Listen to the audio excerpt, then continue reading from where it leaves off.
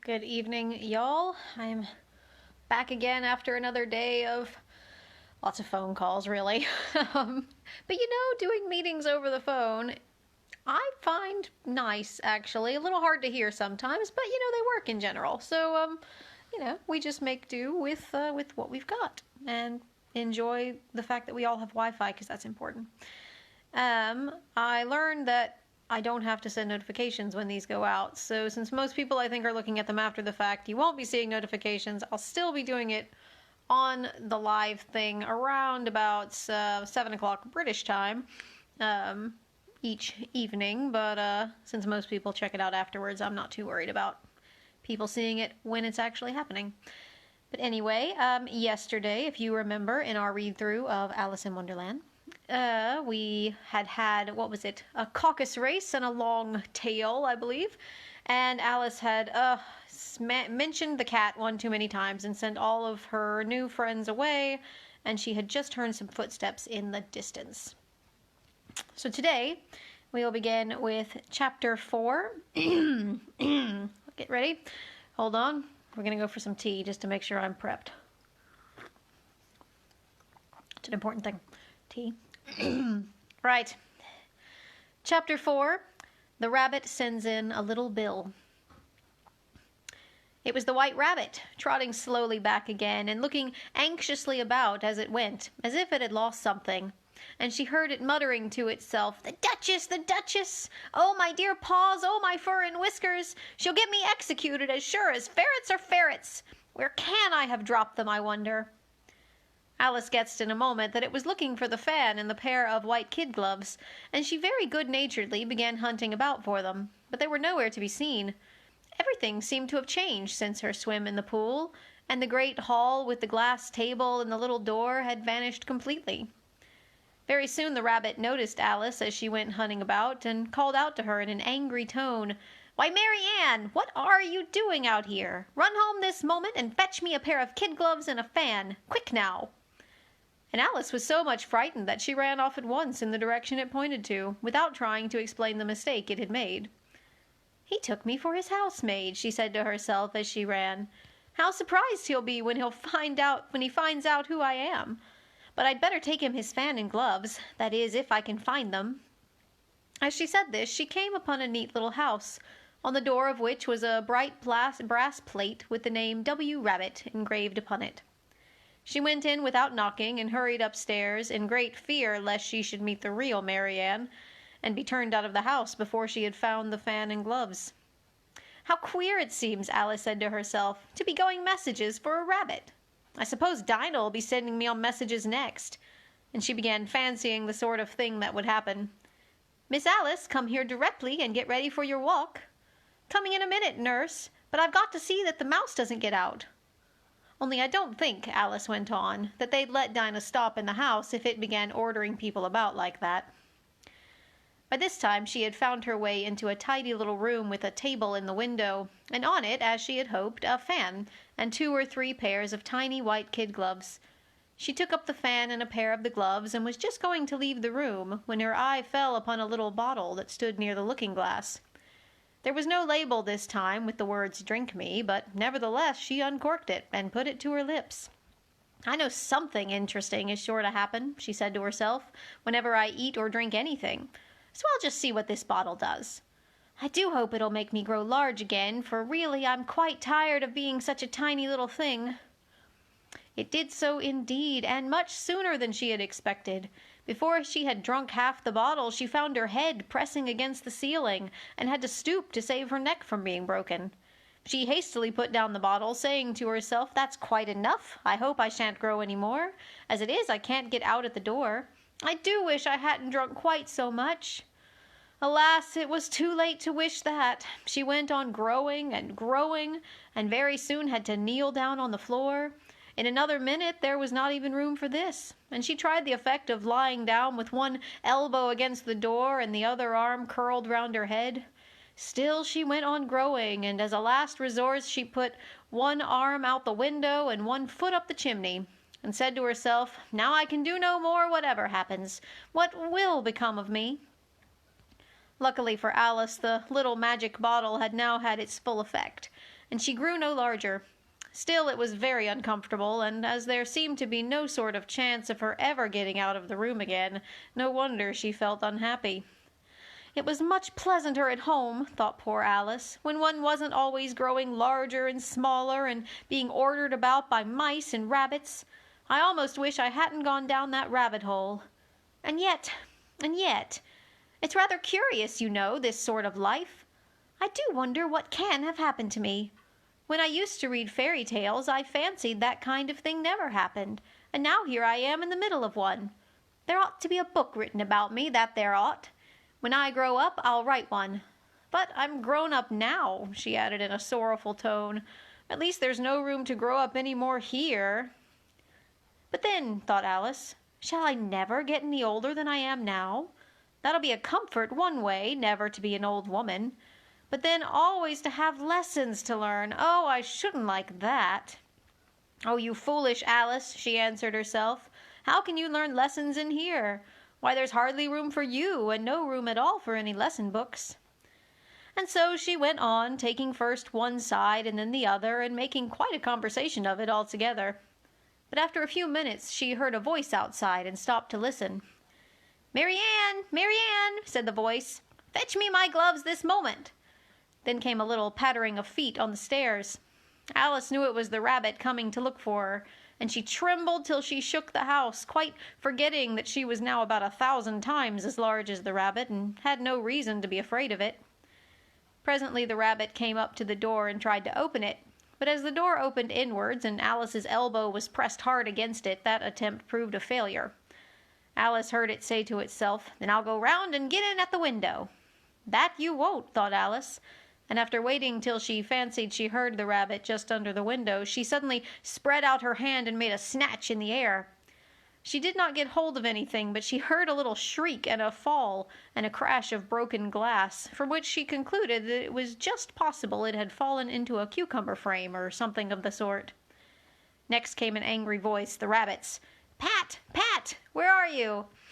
And then a voice she had never heard before. "Sure then I'm here, diggin' for apples, your honor." "Digging for apples, indeed," said the rabbit angrily. "Here, come and help me out of this." Sounds of more broken glass. "Now tell me, Pat, what's that in the window?" "Sure, it's an arum, your honor." He pronounced it arum. "An arm, you goose! Who ever saw one that size? Why, it fills the whole window." "Sure it does, your honor, but it's an arum for all that." "Well, it's got no business there at any rate. Go and take it away." There was a long silence after this, and Alice could only hear whispers now and then, such as, "Sure, I don't like it, your honor, not at all." "Do as I tell you, you coward." And at last she spread out her hand again and made another snatch in the air. This time there were 2 little shrieks and more sounds of broken glass. What a number of cucumber frames there must be, thought Alice. I wonder what they'll do next. As for pulling me out of the window, I only wish they could. I'm sure I don't want to stay in here any longer. She waited for some time without hearing anything more. At last came a rumbling of little cartwheels and the sound of a good many voices all talking together. She made out the words, "Where's the other ladder? Why, I hadn't to bring but one. Bill's got the other. Bill, fetch it here, lad. Here, put 'em up at this corner. No, tie 'em together first. They don't reach half high enough yet. Oh, they'll do well enough, don't be particular. Here, Bill, catch hold of this rope. Will the roof bear? Mind that loose slate. Oh, it's coming down, heads below." A loud crash. "Now who did that? It was Bill, I fancy. Who's to go down the chimney? Nay, I shan't, you do it. That I won't then. Bill's to go down. Here, Bill, the master says you're to go down the chimney." "Oh, so Bill's got to come down the chimney, has he?" said Alice to herself. "Shy, they seem to put everything upon Bill. I wouldn't be in Bill's place for a good deal. This fireplace is narrow to be sure, but I think I can kick a little." She drew her foot as far down the chimney as she could, and waited till she heard a little animal, she couldn't guess what sort it was, scratching and scrambling about in the chimney close above her. Then saying to herself, "This is Bill," she gave one sharp kick and waited to see what would happen next. The first thing she heard was a general chorus of, "There goes Bill!" Then the rabbit's voice along, "Catch him, you, by the hedge!" Then silence, and then another confusion of voices. "Hold up his head! Brandy now! Don't choke him! How was it, old fellow? What happened to you? Tell us all about it!" Last came a little, feeble, squeaking voice. "That's Bill," thought Alice. "Well, I hardly know. No more, thank ye, I'm better now. But I'm a deal too flustered to tell you. All I know is something comes at me like a jack-in-the-box, and up I goes like a skyrocket." "So you did, old fellow," said the others. "We must burn the house down," said the rabbit's voice, and Alice called out as loud as she could, "If you do, I'll set Dinah at you." There was a dead silence instantly, and Alice thought to herself, "I wonder what they will do next. If they had any sense, they'd take the roof off." After a minute or two, they began moving about again, and Alice heard the rabbit say, "A barrowful will do to begin with." "A barrowful of what?" thought Alice. But she had not long to doubt, for the next moment a shower of little pebbles came rattling in at the window, and some of them hit her in the face. "I'll put a stop to this," she said to herself, and shouted out, "You'd better not do that again," which produced another dead silence. Alice noticed with some surprise that the pebbles were all turning into little cakes as they lay on the floor, and a bright idea came into her head. "If I eat one of these cakes," she thought, "it's sure to make some change in my size. And as it can't possibly make me larger, it must make me smaller, I suppose." So she swallowed one of the cakes and was delighted to find that she began shrinking directly. As soon as she was small enough to get through the door, she ran out of the house and found quite a crowd of little animals and birds waiting outside. The poor little lizard, Bill, was in the middle, being held up by 2 guinea pigs, who were giving it something out of a bottle.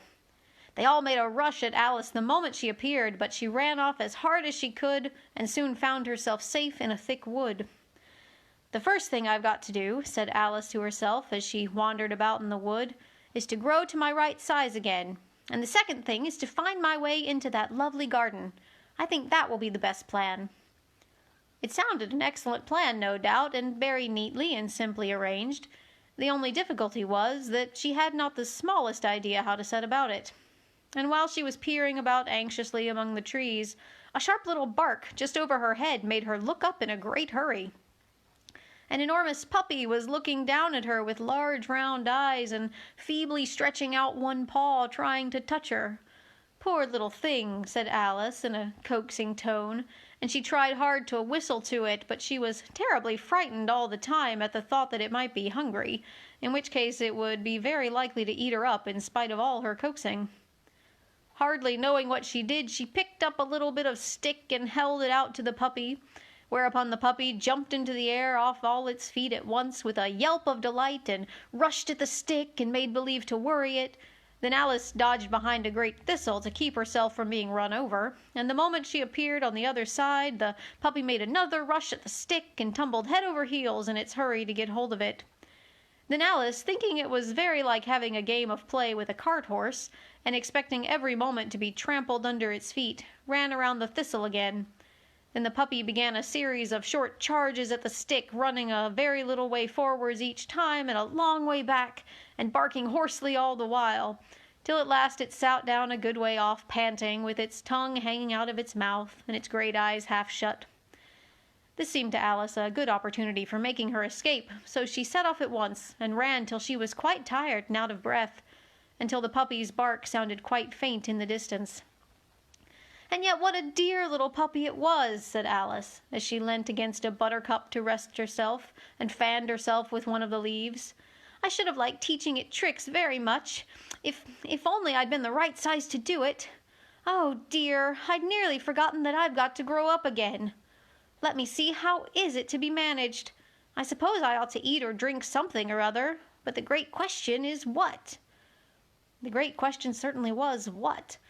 Alice looked all around her at the flowers and the blades of grass, but she did not see anything that looked like the right thing to eat or drink under the circumstances. There was a large mushroom growing near her, about the same height as herself, and when she had looked under it, on both sides of it, and behind it, it occurred to her that she might as well look and see what was on the top of it. She stretched herself up on tiptoe and peeped over the edge of the mushroom, and her eyes immediately met those of a large caterpillar, that was sitting on top with its arms folded, quietly smoking a long hookah and taking not the smallest notice of her or of anything else. And that's the end of chapter 4. Well, you might guess what's going to happen in chapter 5. I think we're gonna meet this caterpillar and see what he has to say. So, thank you for joining me on this little excursion into Wonderland. I quite enjoy these little things. We'll be back again tomorrow, same time, same place, and see what happens with Alice and the caterpillar. All right, take care, and I will see you all later.